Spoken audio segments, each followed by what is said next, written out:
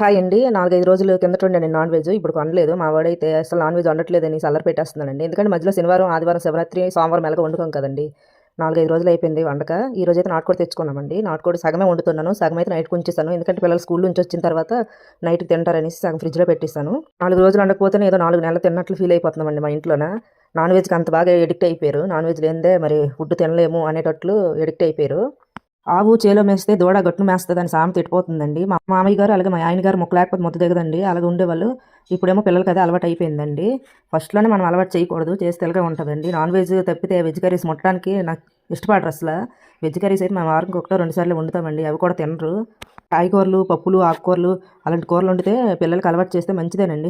Health పరంగా అయితే అవే మంచివి. ఇప్పుడు రోజుల్లో అంతా ఫాస్ట్ ఫుడ్‌కి బాగా అలవాటు పడిపోతున్నారు కదా! ఇంట్లోనైనా మామూలు వెజ్ కర్రీస్ అలవాటు చేయాలి. మాకు మాత్రం అలవాట్లు తప్పియి. మరి తినరండి. వీళ్ళు ఎంత మొత్తుకున్నా మరి తినే ఛాన్స్ అయితే లేదు. ఏదైనా హెల్త్ ప్రాబ్లమ్ వచ్చినప్పుడు తెలుస్తదండి. ఇంట్లో వాళ్ళు చెప్పినప్పుడు వినకపోతే అప్పుడు అనుకున్న ప్రయోజనం లేదండి హెల్త్ ఖరాబ్ అయిన తర్వాత. వైన్ తాగేవాడికి వైన్ ఎంత దీనికి అలవాటు అయిపోద్దో మానలేక కష్టపడతాడు. మనం టీ అలవాటు ఉన్నోళ్ళు కూడా అంతేనండి. మానలేమండి. వైన్ తాగినోడికి మానంటాడు. ఏం మానతాడండి. అలాగే మనం టీ తాగిన వాళ్ళు కూడా మానలేమండి. చాలా కష్టం. అంతలా ఎడిక్ట్ అయిపోతారండి చాలామంది టీ లవర్స్. కూరైతే ఉడికిపోయిందండి. ఇంకో 10 నిమిషాలు అయిపోద్ది. అనగానైతే ఒక గుడ్డైతే కొట్టేసి ఒక పక్కన వేసుకోవాలండి.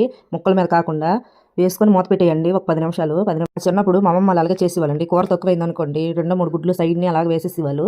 గుడ్డు అలాగే 2 చికెన్ పీసులు వేసి అప్పుడైతే సర్దేసేవాళ్ళండి మా అమ్మమ్మలు కూర సరిపోకపోతే. కానీ నాటుకోడి కూరలో గుడ్డు కొట్టుకొని ఉడికించుకొని తింటే చాలా బాగుంటుందండి. టేస్ట్ మాత్రం బాగుంటుంది. ఒకసారి ట్రై చేయండి ఎవరైనా సరే.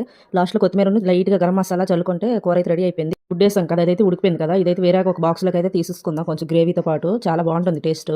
ఇవాల్టి స్పెషల్ ఇదేనండి మాది నాటుకోడి కూర. ఓకే బాయ్ అండి. నా వీడియో నచ్చితే లైక్ చేయండి, షేర్ చేయండి, సబ్స్క్రైబ్ కూడా చేయండి.